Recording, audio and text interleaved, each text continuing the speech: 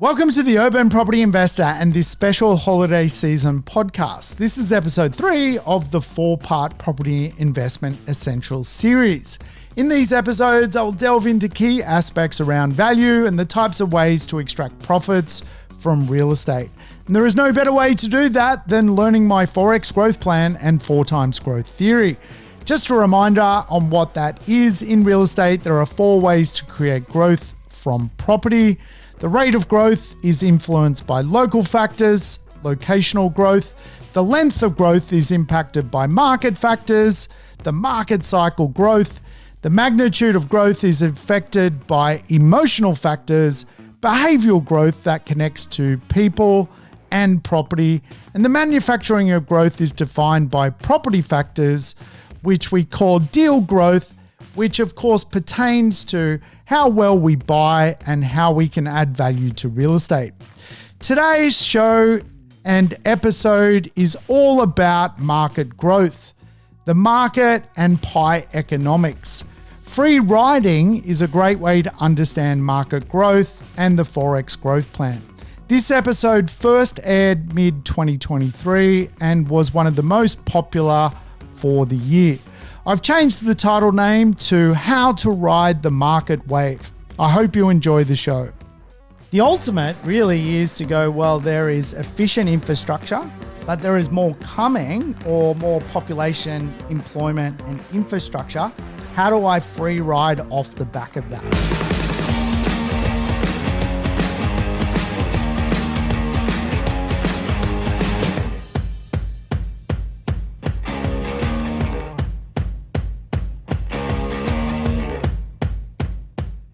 Welcome to the Urban Property Investor. I'm your host, Sam Saggers, here to help you crack the code of real estate wealth.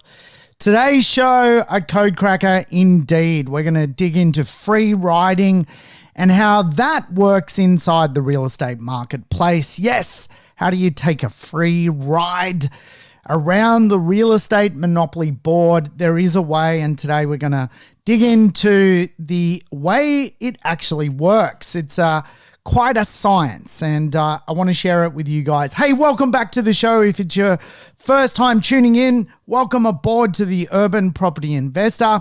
We do have some rules. Play the program in double speed. And of course, all the episodes I've done are actually lessons on real estate. So if you like the idea of learning about real estate, feel free to float about, go back in time, listen to some past episodes.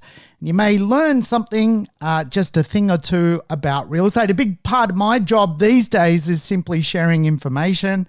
And this podcast is one outlet for me to share the gospel of real estate. Hey, things are good in my world. I hope they're good in your world. We're going to talk dogs once again. Yes.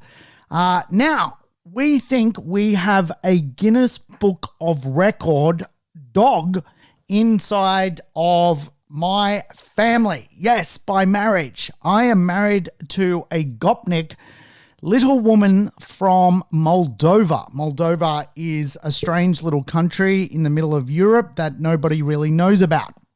Now, inside of Moldova, my wife's parents live, and they have a dog who is bloody old and sadly about to pass away. Now, this may sound like a sad thing to talk about, but it's an amazing thing to talk about because this dog was born when the Soviet Union existed. We think the dog could be the oldest dog to have ever lived. And I had to Google how old was the oldest dog to ever live, and it was live to the ripe old age of 30. Now, we're trying to work out whether this German Shepherd is actually the oldest dog in the world. It could be, because the way I've seen photos of this dog as a puppy, and the photographs were taken when there was no color film. It was black and white. And my wife is like fairly small and young herself. So we think we have a Guinness Book of Record dog inside of our world. And so we're going to see if we can win the Guinness Book of Records for the oldest dog. We're going to try and work out how we can prove it is. It's very interesting. The dog, if you like, is could be a student of Wim Hof. I mean, it apparently has been taking snow baths for its whole life. So there you go. Maybe Wim Hof has it, that we need to immerse ourselves in cold water, learn to breathe and jump out, and we'll live forever. Amazing. The oldest dog in the world could be related to me by marriage. That has me pumped. And today we're going to dig into free riding. Yes, the conversation of taking the free ride around the Monopoly board. Now, of course, if you have played Monopoly, there is a card that you can get from Community Chest or Chance.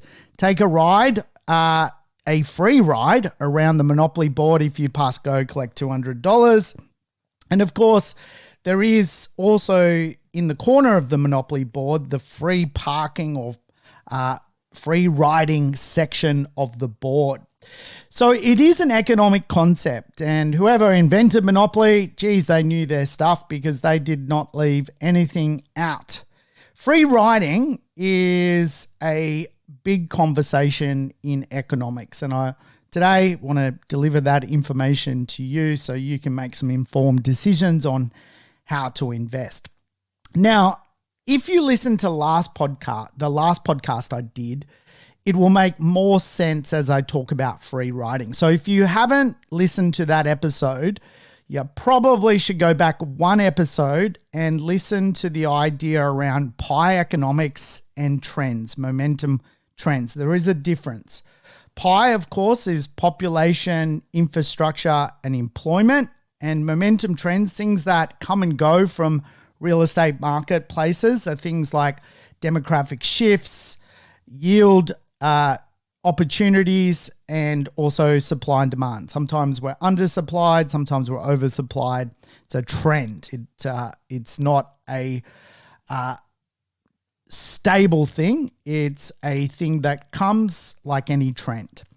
So it's probably important you listen to that episode. And of course, if you are tuning in and have listened to that episode, then today is a little bit of a follow-up conversation from that episode. As I was doing that episode and as I finished, I kind of dawned on me that I should really teach people about the concept of free riding. What is free riding and how does it work?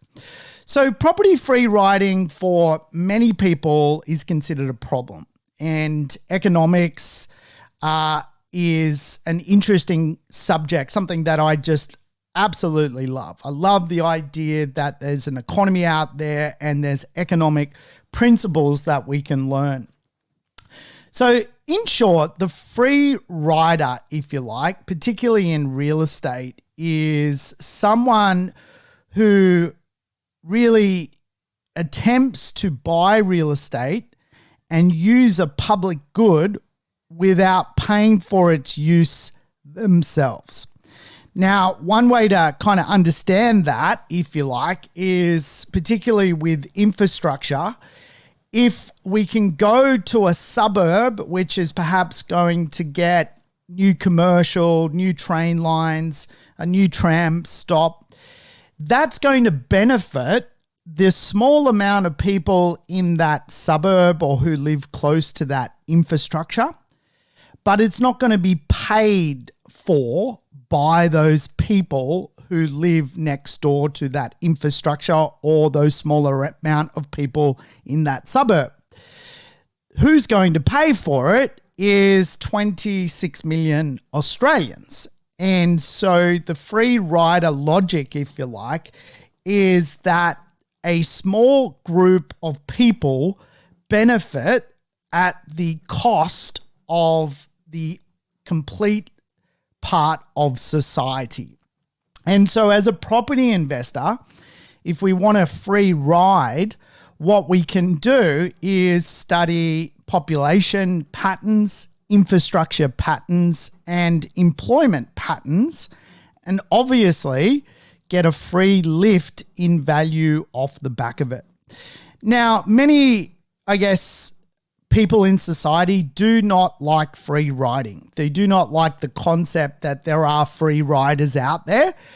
And the main reason is it really does benefit a small amount of people, but costs everyone else a large sum of money. And of course, when it comes to real estate, the idea of real estate and that it's continually growing, if you take public spending and put it in a certain area and that benefits real estate holders, then of course you usually see this incremental price increase, which in turn actually makes it less affordable for other people to partake in real estate.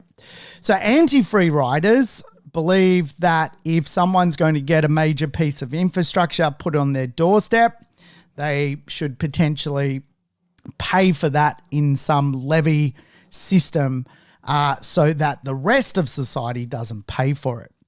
So remember last week I was talking about the idea there's a difference between pie and momentum trends. And there really is. Momentum trends, if you like, are that marketplaces can get great levels of capital growth of things like demographic shifts, the value of a yield, and more demand than there is supply.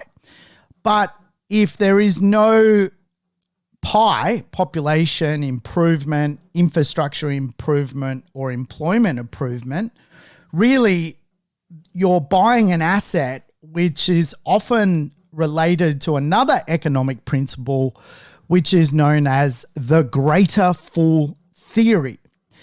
The greater fool theory is an economic principle that an investor buys what is seemingly an overvalued asset, and really the only way out of that asset is selling it to, inverted commas, a greater fool who is willing to pay an even higher price for it despite the lack of value in the asset or intrinsic value in the asset or any free riding value in the asset. In other words, it assumes that there will always be someone willing to pay a higher price for an asset, even though it fundamentally lacks fundamentals. And so the greater fool theory really does pertain to trend investors. They're really buying a trend. They're hoping another fool comes along and pays more for the same trend. But of course, as we know, trends tend to end. And of course, then we start to see a much greater reversal of fortune. The way around not being the greater fool is to both buy trends, demographics, supply and demand, and yields, but also add to that the pie model, which of course is your defensive position, as we talked about last week. So I won't harp on about that.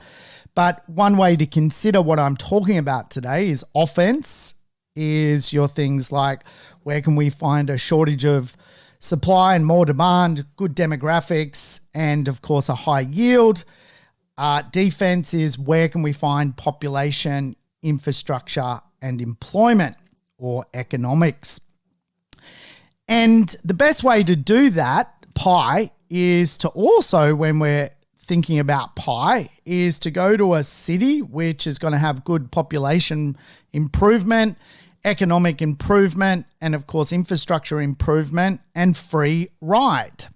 Now, the basis of free riding is that, for example, a huge piece of infrastructure that goes to a certain suburb doesn't exclude other people from using it. So, of course, anyone perhaps who's, can get the train to the new train station stop. It does not exclude anyone. And it really also doesn't exclude rivals. Like at the end of the day, someone could bypass the train stop by using a car. But this is kind of how, I guess, the public purse justifies why someone should get a better piece of infrastructure. That it's excludable, and it really, people have choice.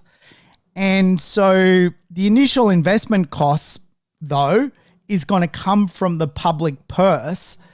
And the argument is it just doesn't benefit everyone, but it benefits a select few. Now, this is a critical piece of economic logic, because if we can take that economic principle that free riding is going to benefit those people that play the game, and it's going to be paid for by 26 million Australians, that's a pretty awesome piece of information. Now, I teach the Forex Growth Plan, and I try and break down the Forex Growth Plan, which has many little subsections to it, in an easy context. The easiest way to understand it is there's 4 ways you can create capital growth. You can buy well and really add your own value. You can buy a good location and let the location do the work for you. You can buy a good marketplace and, of course, let the marketplace do a work for you. And, of course, you can add value to real estate by buying a behavior, a view, a property which has great orientation, something which is very walkable, a walkable suburb, which improves the value. So in economics, we can break down the Forex Growth Plan into two sections of growth. One is what is known as earned growth, and one is known as unearned growth.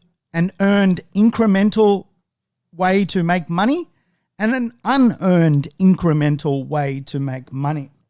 Now, let me explain it a little bit further so you walk away truly understanding what I'm referring to. If we broke down the Forex Growth Plan, we've actually got 2 sections of the Forex Growth Plan: buying well and growth predictors or behaviors, which is known as earned growth. In other words, if you buy the property, work out how to add value to the real estate yourself, whether that's through time in the market, whether that's through redesigning, a bedroom, whether that's through small scale development, building for profit, buying pre-construction, whatever it is, that is you earning the growth. Again, with choosing a real estate with a very good behavior behind it, a predictor sometimes we call it, or an emotional attachment to the real estate, that is you choosing an asset and you earning the growth. It's earned by you. And of course, if you were to buy a property, and I just use some simple examples, there are many, many versions of good behaviors to real estate, but a simple example is a property with a beautiful view line. You are going to basically earn growth by choosing that asset. That is something that is in your control. Then we have unearned growth, or unearned incremental growth. In other words, a benefit that really you have done nothing to actually do to receive the benefit of. And in my Forex Growth Plan, really, there are 2 ways to get a benefit that you have done nothing to receive or to earn that benefit.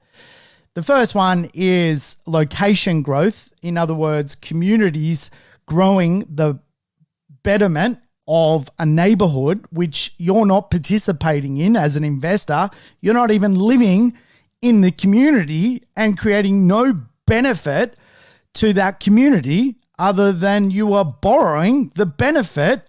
And in that respect, you are receiving unearned growth. You're not putting your sweat and tears into the community. So location growth is unearned growth. And of course, market growth, which is the overall property market in the city you choose to buy in, again, is growth, which has nothing to do with you. Pie economics has very little, nothing to do with the property investor. They, of course, choose to follow it or they don't. If they do choose to follow pie economics and choose free riding, then of course they are getting an unearned benefit from that situation. If a new commercial precinct with lots of jobs comes to a suburb, that has nothing to do with you as a property investor choosing to invest there. That is just something which is going to bring value, and it is an unearned growth model. Now, the reason I teach the 4X growth plan is the best way to create capital growth is to put both earned growth and unearned growth basically side by side. And of course, over a period of time, you will get the benefits of buying well, earned growth, adding value through good emotion, behaviors like views, earned growth, and of course, then you've got your unearned growth, community capital, which is improving the location, and of course, pie economics affecting the marketplace. And this is where property investors free ride and ultimately can get themselves into a place where they get a windfall. Now, there are other free riding methodologies to create a windfall in real estate. And of course, the most famous, I guess, and dollar productive is rezonings. If a suburb gets rezoned and all of a sudden you can create a higher and better use out of that suburb, then there usually is a bit of a windfall.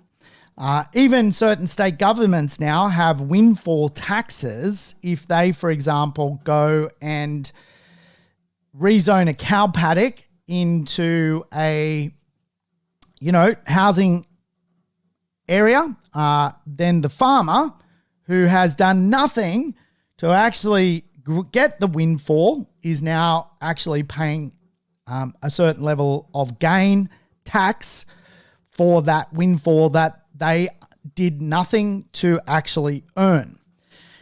So free riding, if it's a huge windfall, is actually now governments are stepping in and going, well, what did you do to actually win that activity? Nothing.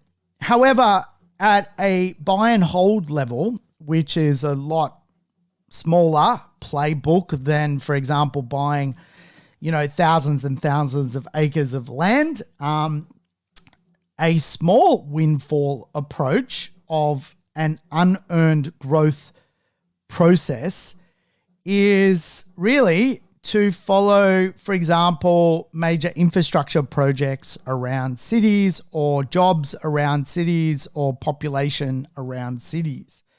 And of course, the gain that you can create really has nothing to do with the productive efforts of you, the investor.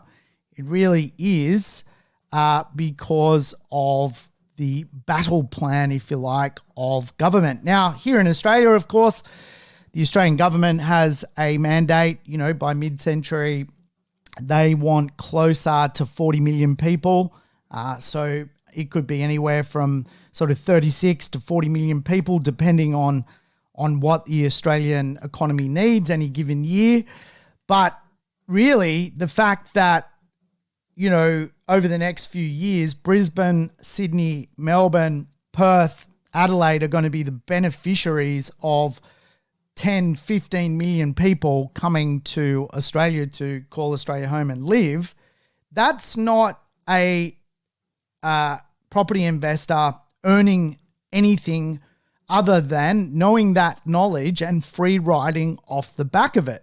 And again, if you don't use that knowledge and go, well, where are those 10 million people going to live? Well, let's face it, they're going to live for the most part in Sydney, Melbourne, Brisbane, and so forth.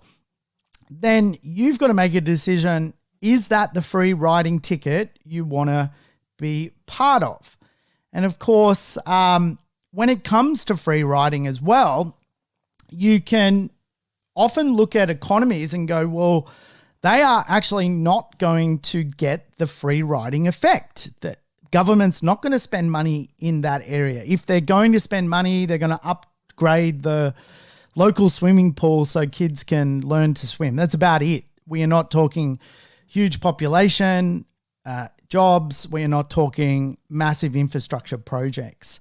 And of course, really free riding, if you like, also has a bit of a history. Now, if you look at Sydney, for example, it's got a much better underground train network than Perth. If you look at Melbourne, it's got something like 300 square kilometres of tram network. That's pretty hard to beat, right? Because for a city, I don't know, like,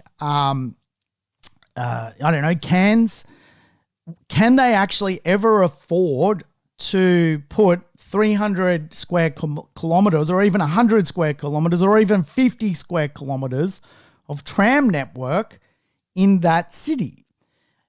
Will they actually not get a free riding effect off the back of a lack of investment, disinvestment? And if we look at where the most expensive real estate is, it is in free riding cities. And really, if we understand how cities were formed, cities which failed to contribute early to the city's infrastructure and really didn't approach city building from an economic feasibility point of view, actually suffer later with the inability to re-infrastructure. And of course, again, like even in Sydney's the size of Melbourne. They're very comparable places, I guess you would say, from a size point of view, probably the two cities which have the most population. Sydney could never, ever, ever repeat what Melbourne has done when it comes to its tram network. We built one tram here in Sydney, and I'm a Sydney resident, from George Street out to Maroubra. Oh my God, it took like 6 years. It basically goes about 14 kilometres. It's a great piece of infrastructure for those people living on that free ride line. It doesn't benefit anyone else in Sydney but a certain pocket of people who live on the beaches and inner city precinct that goes out. Maroubra is one of the sort of southern beaches of the eastern suburbs, I guess you would say. So it only benefits a small amount of people, but the cost, the time, it just unbelievable. And so can you imagine putting 300 square kilometres of tram network into Sydney? It just will never happen.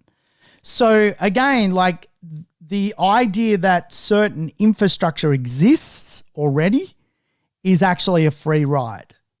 The fact that it will never exist in certain places is good knowledge to understand. The ultimate really is to go, well, there is efficient infrastructure, but there is more coming, or more population, employment and infrastructure. How do I free ride off the back of that? And really, it's probably fair to say that here in Australia, for whatever reason, richer areas actually get a better free ride. Wealthy areas have more access to high quality public services such as better schools, education, better access to healthcare, better access to existing infrastructure, which ultimately contribute to economic growth and overall prosperity. So the reality is the inner city, middle ring and early outer ring suburbs these days have the better infrastructure right now. And so there is already the free riding effect unfolding in many of those areas.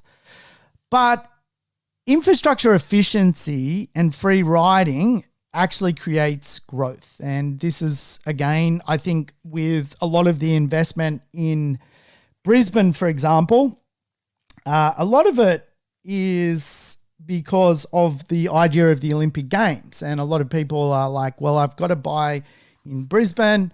The Olympic Games is going to happen there. And of course, this is the concept that people actually economically have in their head, that they want to go and free ride the Brisbane Olympics. Now, from 2015, I have been tracking this kind of bid for the 2000 Olympics. And again, early stage investment for a lot of my investors was around where the Olympics is going to really be held. And of course, now that the Olympics finally got announced and it was won, well, of course, the free riding capital growth off the back of those early stage investors' decision to buy in those inner city suburbs has resulted in massive dividends.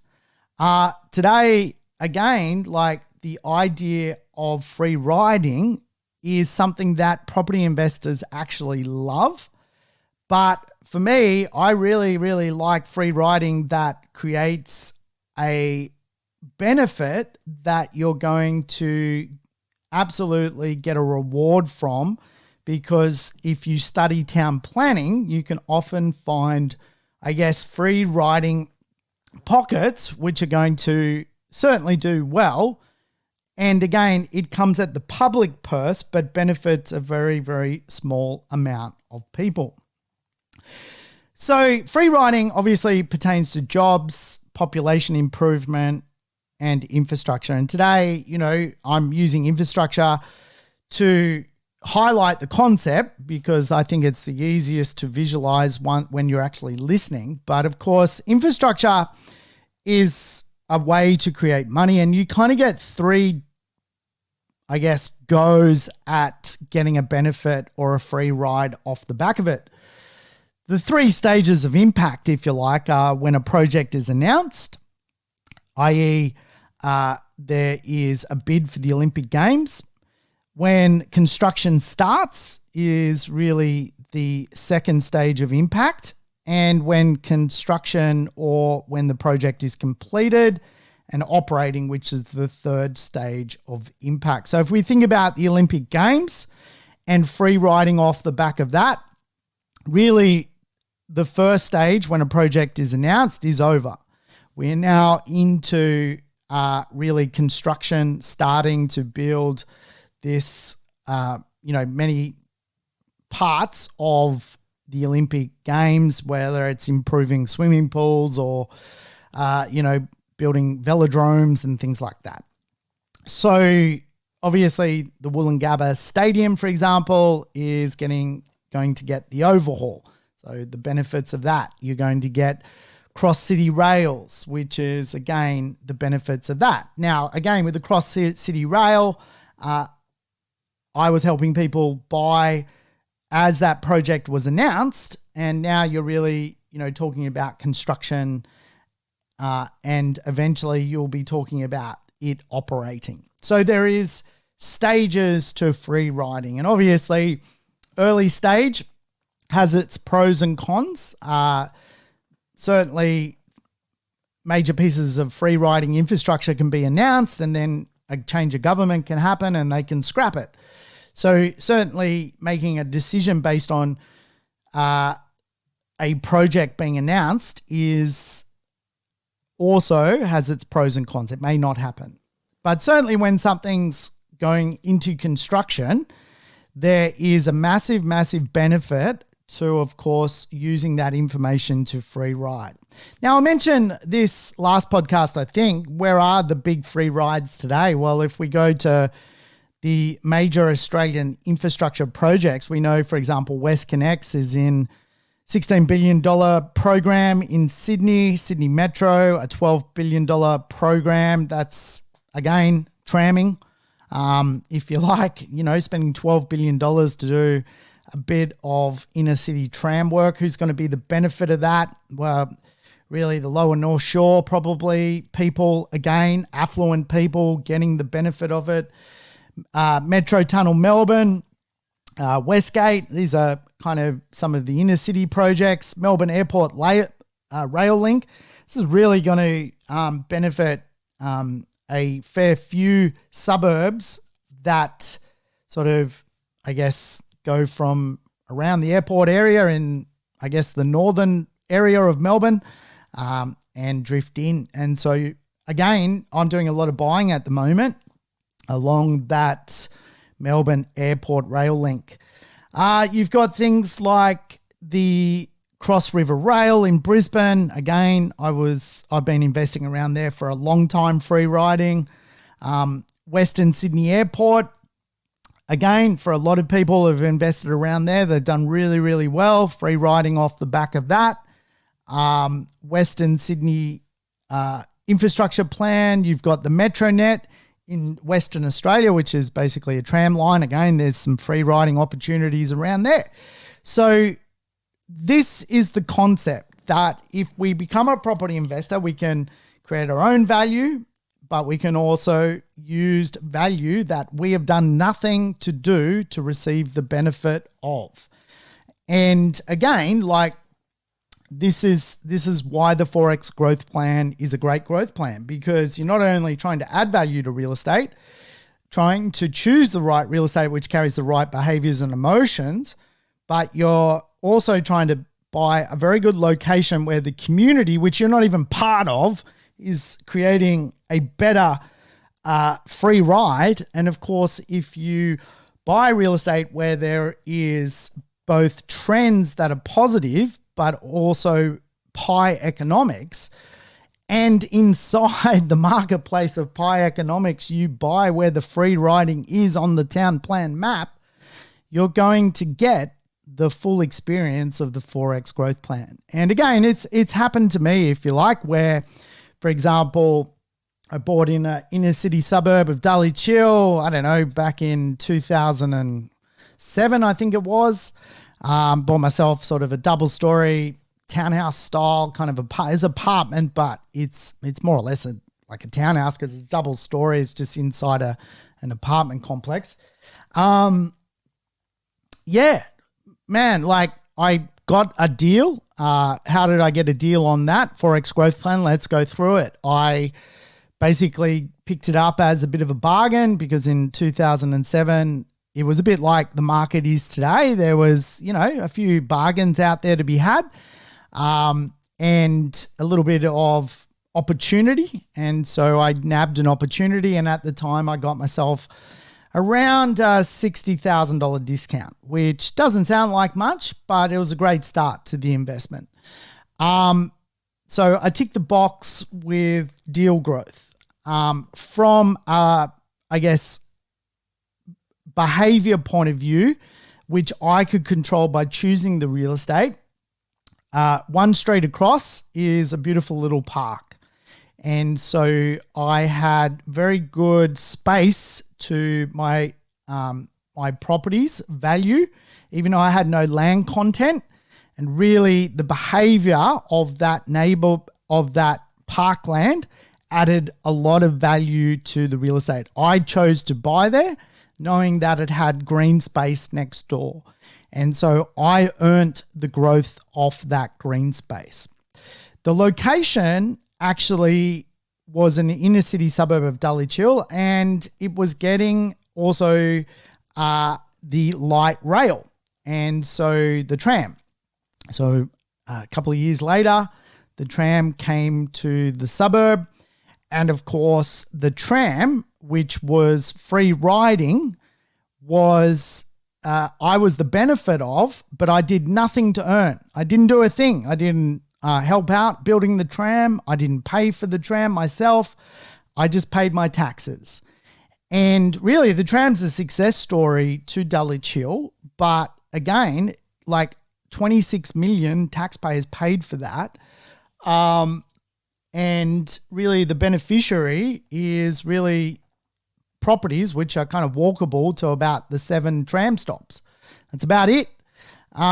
And again, the value that added to the real estate by virtue of location was just phenomenal free riding. And of course, Sydney's got a great free riding history where a lot of people love to move to Sydney because of just how beautiful it is as a place and how many jobs are here. And of course, you know, it's an attraction magnet for the ambitious. So generally ambitious people want to earn more, and you get this kind of flow-on effect of free riding off jobs, population growth, and infrastructure. I mean, back in 2007, Sydney's population was closer to 4 million. Now it's 5 million. What have I done to contribute to that? Basically nothing.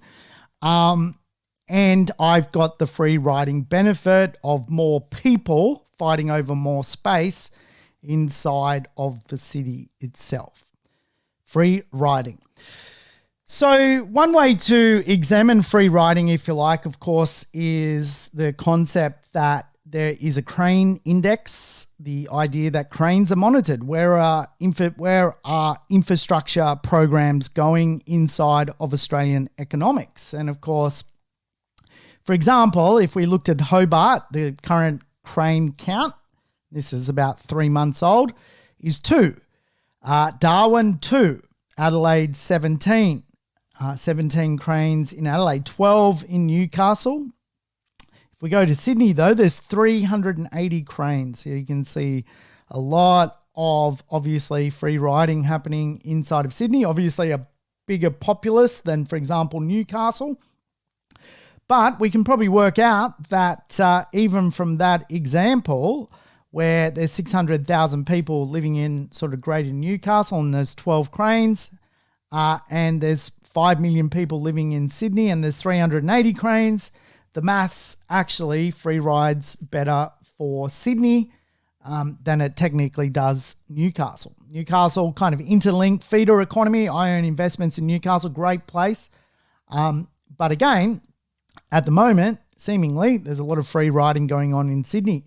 Melbourne, 206 cranes, which is just amazing. And again, when we look at the key sectors of free riding, you've got a few contributors. And of course, again, the crane index, if you dig into it, actually reveals a lot about where the free rides are in economics. So some key sectors in free riding: aged care. Obviously, if there's the ability for people to stay in a city and live their entire life, there is a societal benefit to that. From a crane index point of view, you can do civic. So, for example, public realm concepts. You can do civil, commercial, data, education, health, hotel, mixed use, recreation, residential, and retail. And often when we examine a city, we can examine, well, what is actually going on from a crane point of view and where are the free riding opportunities? So if we examine Melbourne, for example, there's some work going into aged care. There is some work going into the public realm, civil. There is some work going into civic, community benefits. This is great. These are all the signals we're looking for. Commercial, 22 cranes out of the 200 odd cranes in Melbourne are building job centres, commercial precincts. Data centres, 1. Education, 7. We can see from a health point of view, 14 cranes involved in upgrading hospitals. Great free riding concept. Hotels, 5. Mixed use, which is the idea that you're getting all sorts of things in one spot. You might have supermarkets, a bit of office, even a bit of retail, all in one spot, maybe some resi, 23 cranes. Recreation, 1. And if we go into residential, there are 96 cranes in Melbourne, which of course is not a huge amount because Melbourne is a massive, massive populace of 5 million odd people having babies and growing and so forth. And of course, we know that there is only 96 cranes of residential at the moment in Melbourne.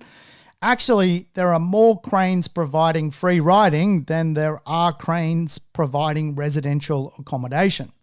Residential can also create a free ride. In other words, there is people paying more for opportunities in a marketplace. However, what we really are looking for, if you like, is things like hospital, health, data centers, commercial. These are beautiful things to free wide off. Civil and civic, train lines and public realm improvement. This is what we want to see inside of economics.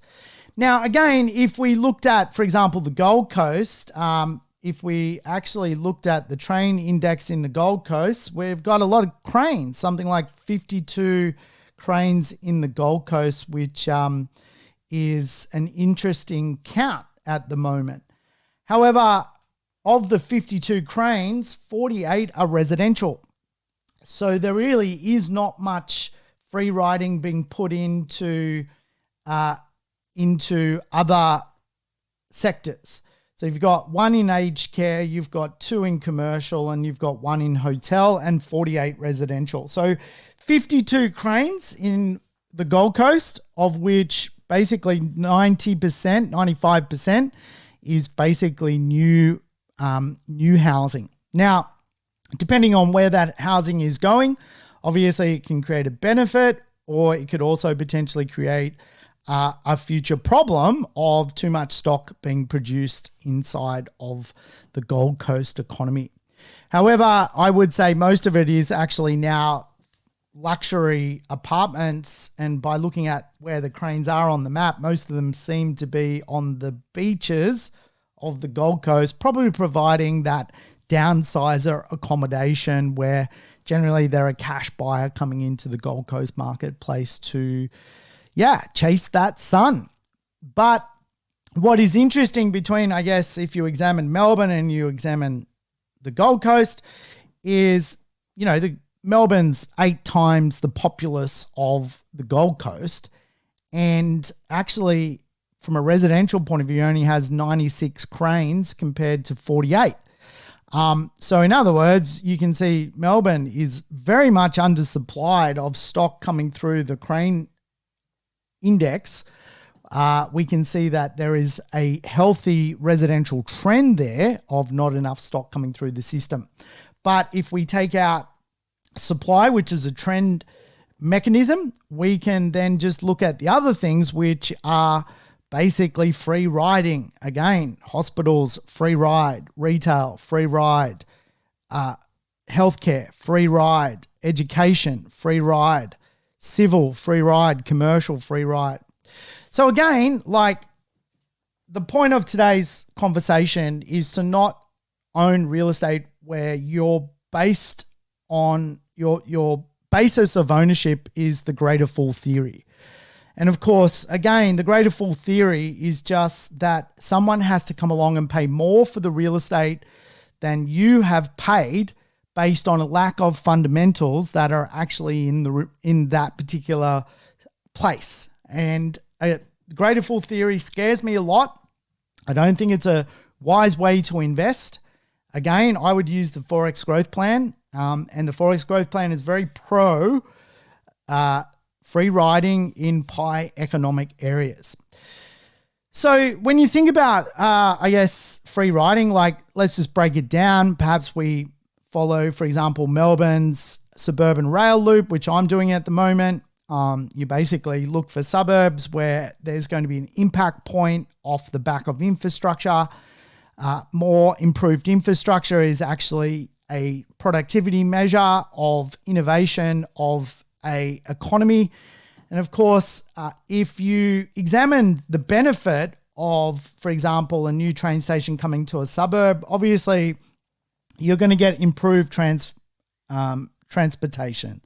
And of course, this is going to attract new money to the suburb, and of course, even new businesses to the area, increasing the demand for housing and commercial real estate. And again, this is what we call unearned growth. You've done nothing to facilitate any of that, but you're the beneficiary of it. obviously you'll get things like increased foot traffic, increased sales, increased activity at a local suburb perspective because you've got the ability to house more people off the back of a train. And again, like this is how a location improves. If you've got better businesses, better revenue, better local shops, people are attracted to that. Again, this is the ability for a free ride inside a suburb. And of course, you're going to receive off the back of that higher property values. It will happen. And again, it's just the way it ultimately works. And of course, infrastructure is just a magnet, I guess, for activity of free riding growth. And so if we went through pie, population, infrastructure, and employment or jobs, I think we all get the jobs thing. Like if we can buy within 20 minutes to a job center, we're going to do very, very well. I think we all get the infrastructure thing. If we buy where there's efficient existing infrastructure and or future good infrastructure, we're going to certainly be the beneficiary of that. And of course, population, I think we all get that people are going to move to Australia, and the beneficiaries of that are typically our large university-based cities where there's a massive catchment for people, and they are Sydney, Melbourne, Brisbane, and so forth. And of course, when I look at free riding off population movement, and if I was to break it down to a few categories, you've got basically people moving from dwelling to dwelling. You've got urban to suburban, which again, all that is people moving from the inner city to the middle suburbs. You've got suburban to urban, people doing the reverse. You've got interstate, where people move from one state to another state. You've got interregional, whereby someone might move from Newcastle to Sydney or Sydney to Newcastle. You've got international, people moving from Berlin to take up a scientific job in Melbourne. Do people really move from Frankfurt to Orange? I don't think they do. They move from Berlin to Melbourne, from Frankfurt to Melbourne, from London to Sydney. These are the major population routes. And of course, the trend through COVID was really urban to sub-regional, urban to even rural. And really that trend was something that drove certainly smaller regional communities. But for me, free riding, probably I see more benefit on out of the big seven, which is urban to suburban, suburban to urban, rural to urban, urban to rural, interstate, interregional, and international. Really, I see the big benefits of basically 5 out of those 7. I probably put a ruler from really urban to rural. I think it's a little bit trendy for me, as opposed to, I know there's going to be international migrants coming to Sydney, Melbourne, Brisbane. I know that people grow up in Newcastle and have a dream to try out Sydney. I know that certainly people have major big houses in suburbia and love moving into the inner city for a bit of fun. I know that inner city people grow up and want to move out to suburbia.